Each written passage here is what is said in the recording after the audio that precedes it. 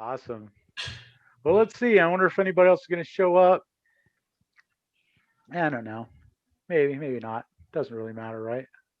Doesn't really matter. Doesn't really matter. So, welcome to SLIC, Shower Layout and Installation Clinic. I'm your host, Chris Phillips. Welcome aboard. Glad you could make it. Hey, if you're a student, you are entitled to a 10% discount at the store, glassgadget.com. So be sure to take advantage of that. If you go in there, load up your cart with all kinds of stuff, and then when you get to checkout, just put in the we're asked for a discount code. Put in their student discount. They'll give you 10% off everything. My way of just saying thank you for being a supporter, being a member of SLIC. So yeah, the information in this program I have designed really to try to make a solo installer more efficient, more effective, get things done quicker, and so that's really what I focused on. So these procedures are things that work for me, and they've made my job easier. I'm hoping that they'll help you be more efficient, more effective. If you're alone, and even if you have crews of a couple of guys, if each guy is more efficient, it's just going to exponentially increase the efficiency of your whole team. So one of the first things I learned when I became an apprentice many years ago was that there's more than one right or wrong way to do everything. And so the way that I do is not necessarily the only way, of course. Um, my goal really is to inspire you to have your own ideas and come up with new ideas and new systems and just look at things a different way, and become more effective. So about the SLIC system, it's set up a little bit different than other kind of online training programs. And again, it's like this is not Showers University. This is a clinic where we're going to just get together and talk about, techniques and systems that can help you, do things that are tricky to do when you're alone, or just find shortcuts to doing things a little quicker without sacrificing quality and stuff like that. And a cool thing about this program is if you sign up for this unit like you have, the materials in this unit will always be available to you. So it's just not available while you're subscribing, but even after you stop subscribing, that link to the web page for Unit 8 is always going to be available to you.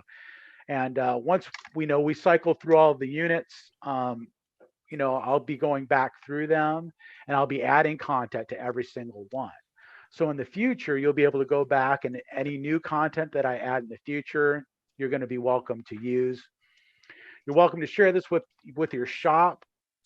I also encourage people, have your salespeople check it out. The more that your salespeople know about how installations work and the kind of the challenges that we face, the more effective they can be in selling, and the more ideas they can get about how to explain things to customers and even how to price things, even how to look for pitfalls and challenges that might add to time, stuff like that. Well, let's see.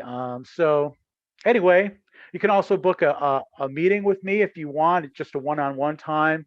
That's available at glassgadget.com. Just take a look through there and you can book an appointment there. And yeah, if you have any questions at any point, you can go ahead and just chime in, ask a question. Feel free to do that. So this is actually Unit 8, March 2021. We're talking about installing enclosures using headers. And specifically, we're talking about aluminum headers. Why, when, where, why would you use an aluminum header? Because you absolutely have to. You couldn't get out of it, right? I mean, you're stuck using a header. If there's some way to avoid it, do. But sometimes you just can't. Sometimes you have a door that needs to hinge from a fixed panel, and that panel is wider than you can get away with without additional support at the top. If you've got um, a half-inch side light, you can hinge a door of a certain size off of that. If that fixed panel is 22 inches or smaller, is what CRL says. You can get away with something a little bit wider than that. But as you know, as that fixed panel gets wider and wider, you get more and more, wiggle and wobble, when you open the door. Um, so that's a situation where you might have to use a header. When a door needs a hinge for a wider fixed panel. Yeah, exactly. So a panel that's wider, than 22 inches really is the rule of thumb.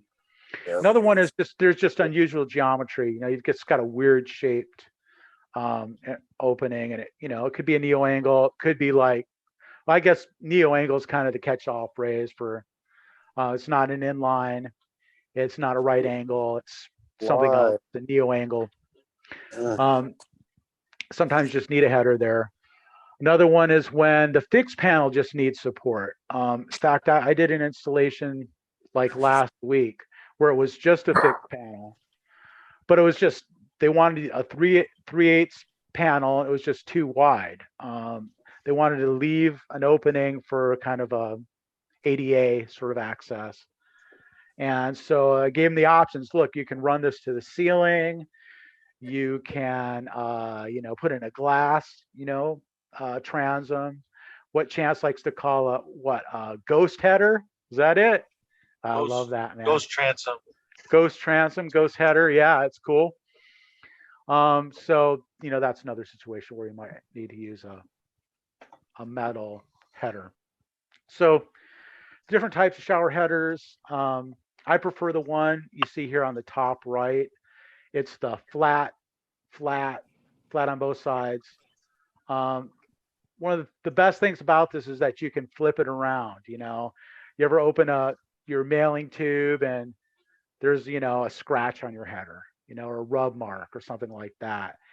If it's an inch from the end, you can cut it off. But if it's like in the middle of your header, it's like it sucks. You can always send it back, and the supplier, I'm sure, will replace it.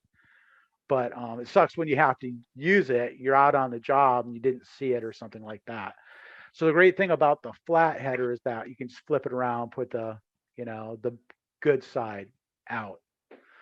And also, I kind of like the way that the miters look a little bit better on the flat one. The rounded one is, it's a little bit more tricky to get that, perfectly cut to where it lines up really well. And I don't know about where you're at, but here where I'm located, the square, flat, straight lines are really what's in style. not really watching. I'm not really looking. So that's what people really seem to like. So yeah, those are just my The part number What are you on doing? the flat header from CRL, we always used the oval. I didn't even know they had a difference, to be super honest with you. Awesome. Do you know the part number on that? Off top of your head? Let me see. Are you that slick? SD. Oh, what is it? Not off the top of my head, but we can take a look at that. And Yeah, I'll figure it out. I Yeah. want to see how slick you Right. Yeah, I really like that. Yeah, I like it too. I like being able to flip it around. Yeah, that's really the best part of it. Because we'll always get the one that has the rub mark right in the middle. That's like it's just Every time. Yeah, yeah, absolutely. Or just a little scratch and you don't see it until you put it like right there at eye level, like right in the light where the sunshine beams in through the window. It's like, oh crap. And it's like there's no easy way to change out a header once you're done. It just sucks. You have to take everything apart. So there's also this header. It's called this Easy Adjust header kit. I've never actually worked with this, but they say that it allows you to slide, the hinge back and forth side to side. So after adjustment, so you actually don't have to drill the header for it. It's a special hinge that that goes with the header, and it will slide back and forth. Um, it comes in this style though, where it's rounded on both sides, so it doesn't come in the flat, to flat like I like. But it's an option. So then, there are the header corners, the brass parts that Oh, come, don't get me started on these. to join your parts together. So there's a few different types of these. Whenever possible, it's a good idea to use a 90 or the 135 that are solid, because they just work so much better to hold your parts in alignment. So even if I've got an opening and it's not exactly 90, if it's off by a couple of degrees, if I can cheat that and still use a 90-degree corner, I will. And the same thing with the 135. It just is going to be so much tighter and nicer if you can use the solid header corner in your joint. They're going to give you, the tightest joint with the least amount of like fiddling with it. So when you don't have that, when you don't have either an inline, a 90-degree, or 135, there's this adjustable header corner. It's BHC 373. I do have the part number on this one. And it'll allow for pretty much every other angle that you can come up with. And I don't know, how tight you can get before it just becomes impossible to do.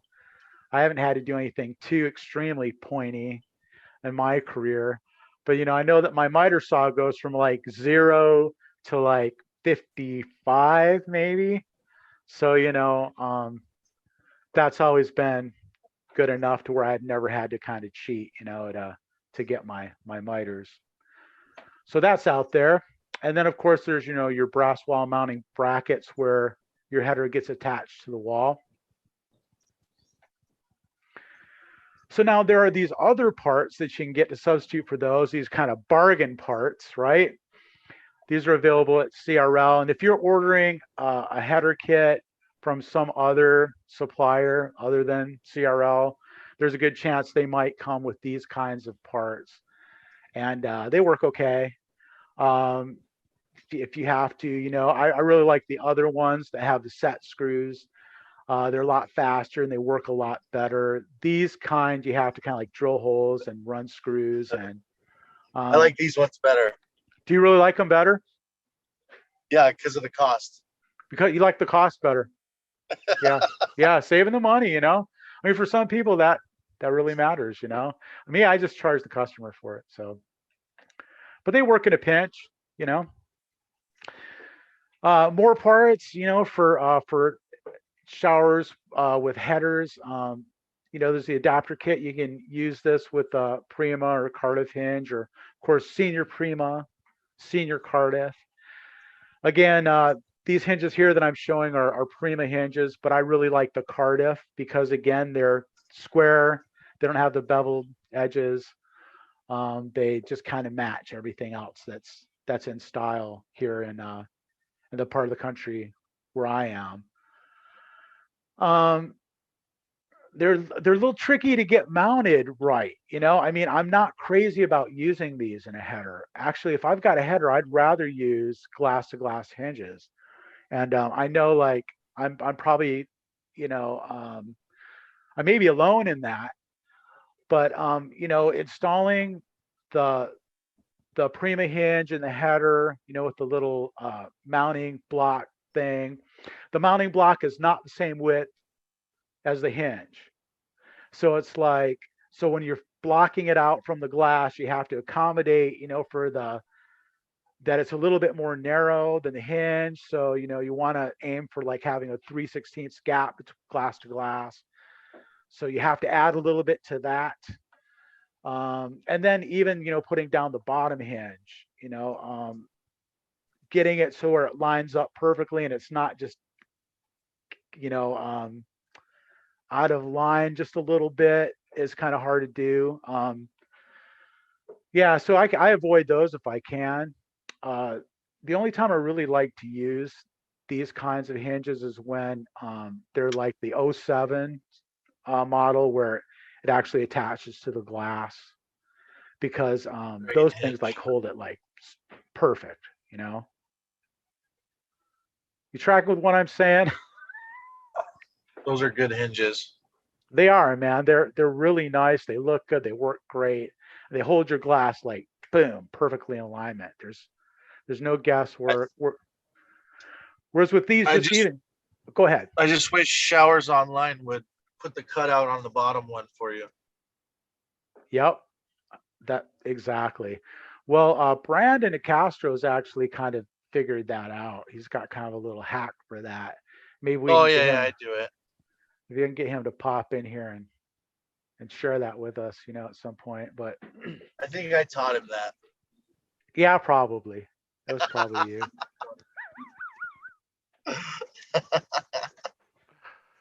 So when it comes to cutting, the mitered ends of the header, so my process is this, I always cut the mitered ends first, and then I cut the square end to length, right?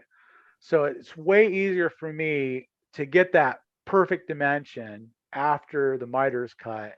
Then I could pull my tape off that pointy end and, make my square cut and get it exactly right. So what I'll do is I'll take my header and I'll cut my parts out square a little bit long. If I can cut them 2 inches long, I will, if I've got enough material. If not, an inch, is fine. And then cut them all square a little bit long and then cut my miters and then actually fit my miters together so I can see just how they're going to look. Because when you're installing a shower enclosure with a header, that's what people are going to see. I mean, that's all people are going to see. They're going to walk up and they're going to look at your miters, which is great, if you get those perfect, because it's going to draw attention away from every other mistake that you make. Because they're going to walk up and they're going to scrutinize, your metalwork. And how, I mean, how can they help it? It's right there, right at eye level. It's what you see. And if people walk up and see those miters and their tits, they're going to be like, oh man, this guy does good work, even if everything else is screwed up. I know I'm exaggerating, but you know what I mean. It's like that's the first thing that they're going to see. So I'll cut my miters, fit them together. Even put like my brass corners in and dial them in and see. Make sure that they're really nice, and then I'll go ahead and cut my lengths. And so you want to make sure you've got really nice, clean, straight cuts. Make sure you got a nice, good saw with a good blade, that it's set up right, that you're not getting a wonky cut. And then I cut them to length. What's your opinion about like putting like the similar color caulking at the miter, like in the small gaps? I like worked with a lot of guys that like to do that, and a lot of guys that would be like cut better miters type thing. What's your Hey man, I like whatever works. It's like, cut good miters, and if you can do that, that's great. I'm a big fan of definitely like coloring, if it's darker metal, definitely coloring the metal Mhm. so that you don't get that shiny edge or whatever. Even if I Um, cut good miters, I like if I'm doing black or oil rub bronze, I still want to put a little bit of black in there and kind of smooth it over with my fingers, and then I kind of like make sure like no gaps are seen whatsoever. Um, but some people would like frown. My uncles and stuff would frown upon that. Like the old school guys would frown. Not old school enough, man. I That's guess. right. Yeah. No, I mean, I like anything that really is going to make it look better. And again, it's that first Absolutely. impression when the customer walks in and first sees it, Yeah. and knowing psychologically how people look at things. And this is something I talk about a lot, with my students. It's like know where a customer is going to look first, and kind of the progress they go through at looking at things. And then because you're going to have to make some judgment calls, right? I mean, things are not going to be perfect. They're not going to cut the glass absolutely perfect. The tile's not going to be absolutely perfect. Nothing's going to be perfect. So if you can figure out what's going to be the most important thing to the customer and make that look absolutely excellent, then by the time they, look around and see, that gap isn't perfect, or, that spot right there isn't perfect, it's not going to matter. They're already, happy. So yeah, I mean, I like the idea of anything like that. Um, I didn't put it in my presentation, but one little trick that I do with the adjustable type, if you've got an off angle, some weird, angle in between, you know, 90 and 180, um, a lot of times when I'll loosen everything, I'll put everything together and then loosen those things up and pull them tighter and then tighten them back down. And then even sometimes put some epoxy in the top, just so that those screws don't back out over time and like the corners start to loosen up and that miter becomes loose, you know, just so glue it together so that like it cannot move, after I'm done.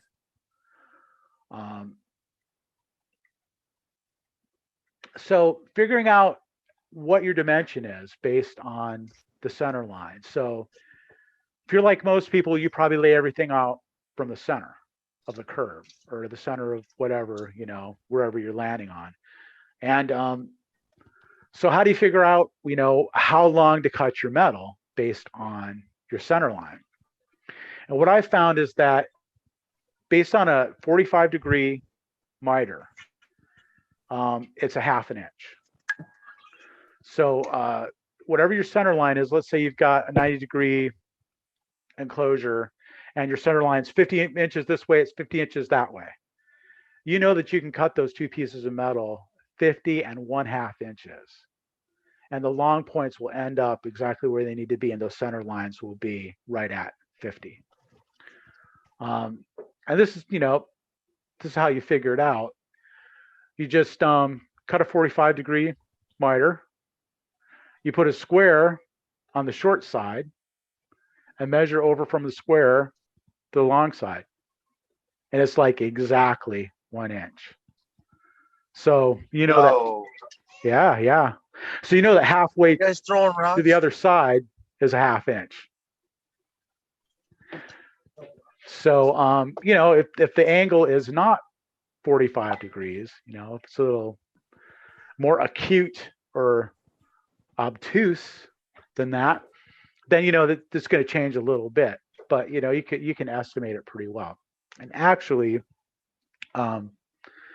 Showers Online does a great job at like calculating those dimensions. It's really pretty amazing. I mean, I never trusted it, at first, but over time I've come to realize, wow, man, that computer is pretty smart when it comes to that.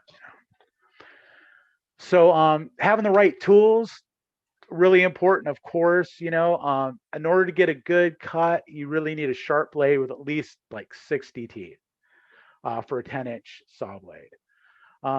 80 teeth is even better, but I'll get the finished wood kind of many teeth. And go ahead and use a little lubrication on that from time to time. It's a great policy, man. It'll make your saw blade last a long time. I don't like oil my blade every single cut, but I'll try to do it like every other cut, and something that we really like too is the Milwaukee's little battery powered 7 1/4 blade chop saw. Yeah.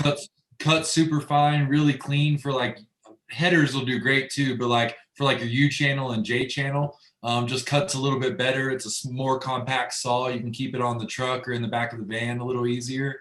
We've really been liking those for like on the road, moving and grooving chop saws. I love that. So it's what, 7.5 inch blade? 7 1/4. I think they're 7 1/4. So the same blade that would go on a skill saw, 7 1/4, the battery powered 7 1/4. It's a compound miter saw as well. Yeah. So how many teeth does that little 7-inch blade have? I want to say, I think the aluminum one gets to 60 teeth. I think it's 60. Wow. I think you can get to 60. We use like a lot of the Diablo blades. Tenu makes a That's really what good, I use. Tenu Diablo. makes a really good blade too, like one of the best. Like the Tenu blades, you can get them at like Copper State. But and then like we use wax, a lot of wax on our blades when we're cutting. Do you like wax? I like wax, yeah. Just That comes having the from my, tube right there. that comes just- from my commercial days though, is the wax, Yeah. stick it in the Yeah. back of the, don't even cut it, just stick it in the back of the saw as it's spinning just to get a little bit of wax on it, and it lasts a long time on the blade. So So a Milwaukee cordless 7¼ inch blade. Yeah, And it was that a get- real game changer for like even from when I like you used to have to roll out the chop saw. I mean, extension cord or take it up to the front porch, or I've had like some not so good employees throw down drop cloths and try to do a chop saw in the middle of people's bathrooms. So those battery operated ones were cool, but that 7¼ one's so compact and can do so much with the miter saw and stuff that it was it's probably one of my favorite tools we bought in the past few years. I think there's one going on my gift registry. So Yeah. I'll send you guys the link. There you go. DeWalt makes one too. There you go. 60 tooth Diablo 7¼ the ultra finish blade. Yeah. So per inch, that's actually more teeth than on a 10-inch blade, right? Yeah. Absolutely. Quite a bit more. So that's cool. I love that. Thanks, man. Thanks for sharing that. People who use Milwaukee cordless tools love them. They rave about them, and it's like I started buying, the DeWalt tools many years ago. And once you got all the batteries and chargers, it's hard to change brands, to something else. But if I had it do over, I probably would just buy all Milwaukee tools. We got so many Milwaukee tools, thousands and thousands of dollars of Milwaukee stuff. Yeah. Yeah, people love them, man. So, for finding your angles, nothing beats one of these digital protractors. They're awesome. I've used everything from like a regular, just like protractor like you used to use in school, and setting that on the curb, like drawing my lines, take a straight edge, draw my lines, find my center lines, set a protractor, plastic protractor on there, fine, which works fine. To like those big, kind of scissor shaped ones that are like, a couple feet long. And those were a little more accurate because, you could spread them out over a longer distance. But I'll tell you what, man, this digital thing is awesome. I mean, it gets down to the gnat's ass, man. Tells you exactly what it is. So, and they're not very expensive. I mean, it's like 20 or 30 bucks for one. And they're durable, man. I mean, they handle like getting knocked around and all that. Yeah, Home Depot I think sells a Husky one that's just like that. Yeah, they're cheap. You just gotta make sure you calibrate it for every use that it's on 0. Yeah. Absolutely. Yeah, it's important. Accuracy definitely counts. And it's amazing how much 1 degree, can make, how much of a difference it can make. Well, I had a guy go out the other day, and he's a newer guy, and we just like the channel was already set, and we just, hey, go pull measurements really quick. And he came back, and it was a neo angle, and he just measured long point and short point, and then was like, all right, that's it, and like no angle, no nothing. Just figured if he gave us the long point of the metal and the short point of the metal, we'll figure out the angle, Right. So I was like, you Just got do an the angle math, finder, man. you're Just right. do the math. Yeah. So simple, for dividing angles. If you're new or if you just haven't heard this before, I'll just go over this really quick.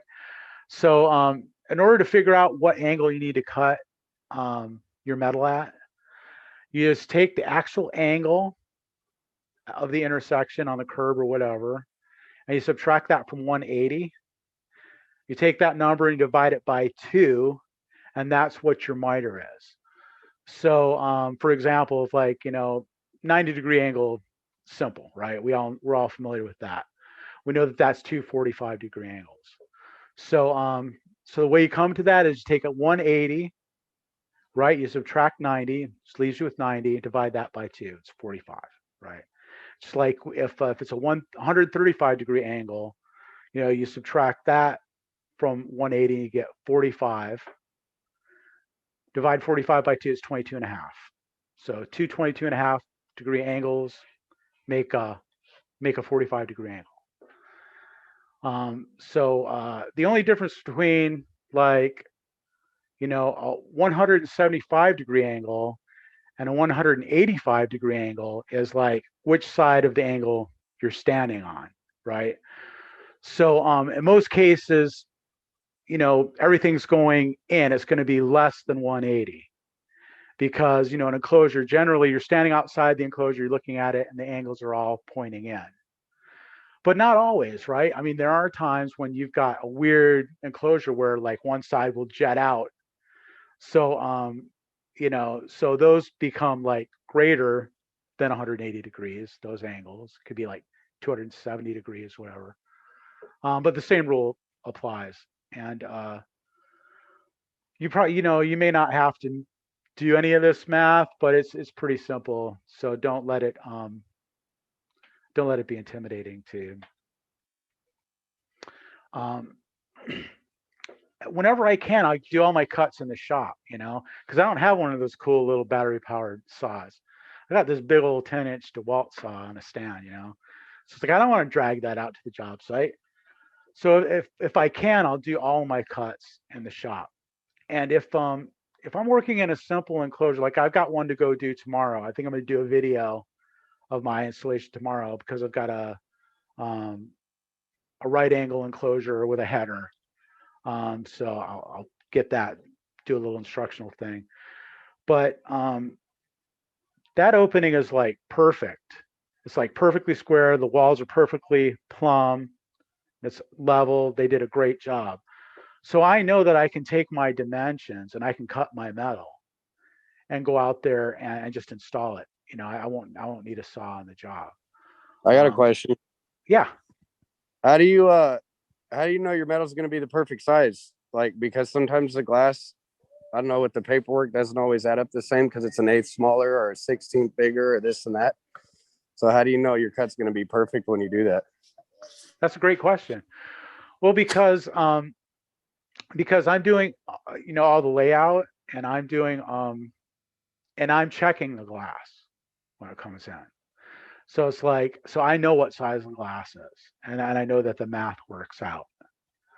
So I'm going to leave my preference is I leave an 1/8 inch gap at the walls and at the tile. So that's kind of my tolerance. So I know that I've got an 1/8 of an inch, which is plenty for me. If my glass ends up being like a 16th big or even an 1/8 inch big, I can still make it work. And I'll usually leave, just a little bit in the metal, like maybe, a 32nd of an inch strong, to give me a little bit of room. But yeah, you definitely need to inspect your glass. If you're going to do this, you have to inspect everything. You have to double check everything, or else, yeah, you'll end up in trouble. Yeah, that makes sense. Thank you. Yeah, no problem. And like I use Showers Online personally, and man, it does a great job at figuring all of this stuff out. I'm actually going to get in here. What do we got?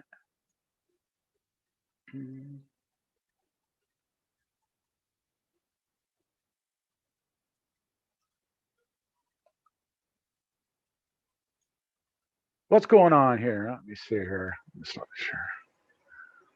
Yeah. So I'm thinking about just showing you a little bit of this really quick, what it looks like on Showers Online. And I don't know if you're not using Showers Online, you may want to consider it. Man, it's really, it's really made a huge difference in the amount of time that I spend doing layout, ordering. It's cut down, the number of mistakes that I make. It's made the whole process like a lot easier.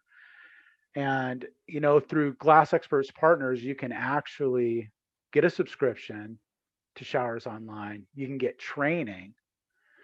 You can avoid the whole like down payment, that CRL charges just to get started, and really have someone there to help you like learn the system as you go. So it's really worth considering. And I know a lot of people are like, oh man, I don't want to spend the money, but like the little bit of money that it costs to do it, you'll make up many times, and just mistakes that you don't make, and stuff like that. So anyway, this is what it looks like here. And I'm just going to kind of create a new shower really quick. So I'm just going to create this, hit design shower, boom, it opens this up. Let's say I want a neo angle. It's going to open up all of these different options. I can pick from any of these, or I can make up something new. But I'm just going to go with something kind of a standard neo angle like this. And it's going to give me an opportunity to just start putting this together. So I'm just going to say it's 80 inches tall. This is 30 inches. This is 30 inches. This is 30 inches. That's 80 inches. And I'm going to go ahead and start adding my hardware here. I'm going to use a header here. And let's see. So it's added my header. It's added my some brackets. So I only need about 4 of those. And then I'm going to need some hinges. Yep. So I'm going to use these. I like these Viennas. Going to add those. And just that quick, I've kind of put together a shower enclosure. I'm going to actually move that door over to here. So I'm going to make this a side light. And I'm going to make this the door. Hinge right, let's say. And let me go. We'll take these off and just add them back in. I confused it a little bit. That's okay. Oh, look at that. Son of a gun. Side. Oh, it just wants to be a return, not a side. Okay. Yeah, I was gonna say return. That's what it is. Yep. Oh man, let's see. 30. Yeah, 30. Anyway. Okay, yeah. Pretty good size opening. So here's a cool thing. So like so it automatically is just going to default it to this 135-degree angle right here. So see that? I'm up here. There's this little box. I click it, 135. And if I want to change that, I can change it to 137.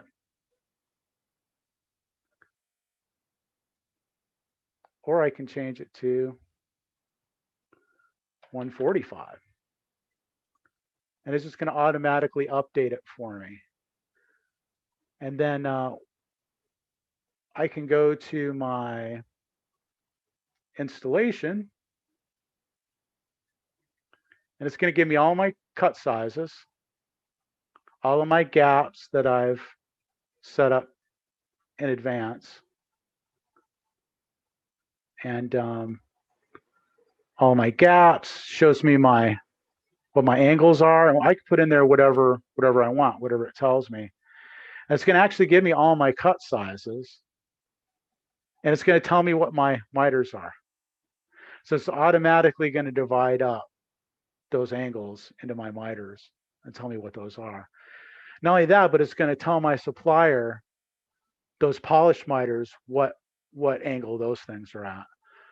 So it's pretty awesome. I mean, it like something that would have taken quite a bit of time to do, I can actually do quite quickly with Showers Online. So anyway, I love it. I'm a huge fan. I've been using it for many years. You know what blew my mind yesterday's call was with all the people that Bill has over at his place. He said he had 2 people full time doing deductions by hand, and didn't use showers online for that, and I was just like astonished by that for some reason. Like how, that you got to be fast, I guess. I don't No, know. he said they're doing it for speed, which blew my mind too. Yeah, he said for speed purposes because they use showers online at the tempering facility. Yeah. So I was just like, what are these dudes, like robots? Like they just don't even have like human interaction all day or something. It was kind of, yeah. Yeah, they're like online. doing it in their head. Yeah, yeah. Just chess majors, like those guys that could play chess without moving any pieces, just all by mental moves. Rain Man, Yeah. 52, 52, 52. That was awesome, Chris. Those are good little tips and tricks, man. Appreciate it. Cool. Yeah, yeah. No problem, man. It's, a little bit of just a taste, but just wanted to, leave some time for questions and see. Going back to adding a 1/2 inch to your 90 on the header, a neo angle is actually 5/16. Right. So it's like 5/16 to 3/8. It's like right in between for a neo angle for 135. Exactly. Yeah, it's gonna get shorter. My guys would make fun of me because I'd call that a heavy 5/16. That's heavy 5. Heavy 5. That's right. 5 strong. Yeah, strong 5. Yeah, and it's really important that you get those miters the same, because otherwise they're not going to be the same length, and they're not going to match up. You can get them to match up on the outside, but then on the inside you've got to kind of cheat, hide it somehow, which I've seen guys do that before. And I saw when you were doing your showers online, you do an 1/8 off the wall on your glass, all your glass sides. Yeah, I do. Because here's the thing, it's like they only guarantee the glass to be within an 1/8. Yeah. So it can be an 1/8, it could be an 1/8 strong, and I'm stuck with the glass. So it's like I never want to be in a situation where I have to throw away glass. Now I haven't had a problem. My supplier's really good. They get it within a 16th every time. Yeah. But yeah, and it's like, and generally I tend not to caulk. I tend to, I try to talk customers out of making me caulk it just because I don't like the way that it looks. Even though I'm really good at it. I'm super good at it. I'm probably one of the best caulkers out there, Yeah, see, but it's just no matter how good you do it, man, it's like, it's still caulking in there. Right. So even around the panel, my like lead installer, he's been with us for 20 years and he's just but he's like, you're taking away their beveled edge, man. Like we don't want to caulk it, and we'd have to go back and reseal showers because he would talk all the customers out of caulking. And it was because he doesn't like the way it looks. He's a good caulker, but he doesn't like it. And I was like, yeah, I don't care. You got to caulk the showers because I'm not going to pay for you to go back and caulk it a second time, Right. So what's been your feedback on that? Like what's the custom? So, well, with me, it's like, I'm that guy. I'm the guy who's go back, if it needs to be done. But there's probably 20% that I actually have to go back and caulk. And I've got it figured in. I've priced for that already. So if I don't have to go back and caulk it, I'm actually making a little extra. Yeah. But, I educate my customers in the fact that frameless shower enclosures are not designed to be watertight to start with. So they have no expectation of like it being a fish tank from the very beginning. I mean, I do not make any bones about it. It's like, look, if you can't deal with a little bit of water getting out, then it's like, you don't want a frameless shower enclosure. So what do you do if you do a shower in U channel? Yeah, you have to caulk U channel because the water sitting in the channel releases a calcified buildup on it. So you have to kind of seal the inside at least. That's right. You do. And even where it meets the tile, you really need to caulk that. Yeah.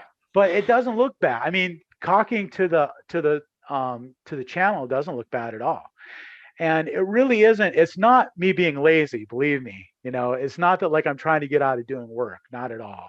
I'm happy to, I'm a hard worker. Everybody knows that about me. Come on, man. Don't accuse me. No.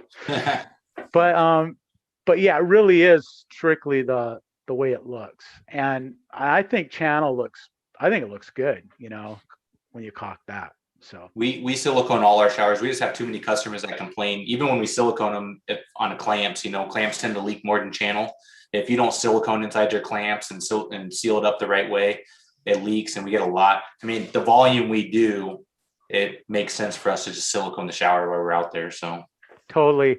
And it's a case by case with me. It's like if I'm doing a rental, if I'm doing somebody's home, somebody's investment property, I'll always caulk it because I know that their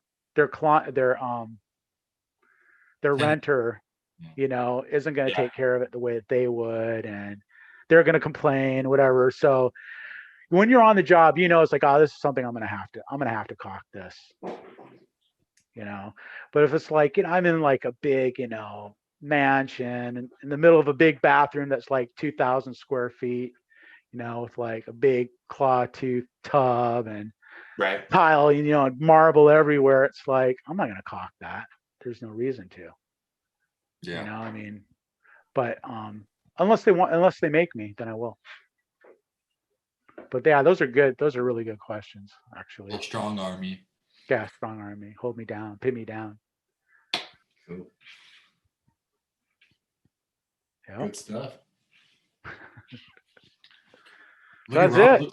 Rob makes it look like he's working now with that whiteboard behind him I know, over there. man. All that scribble behind him. Rob, where are you at these days, man? Anyway. I'm at the house actually. Every day I add more to the setup to make it look like more of a home office. And I have this stick holding up this board so it doesn't follow me because the glue I used did not work.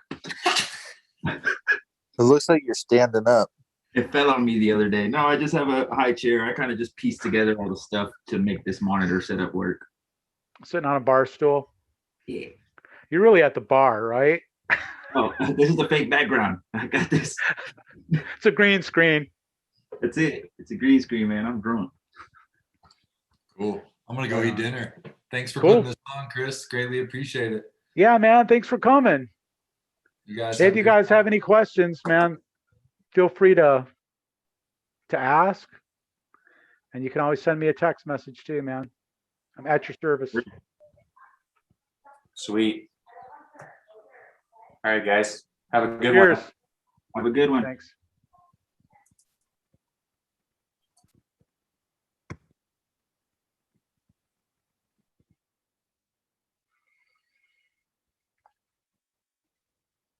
Take it easy, Logan. Appreciate you, Chris. Thanks, boss. That, bud. Have a good one, man.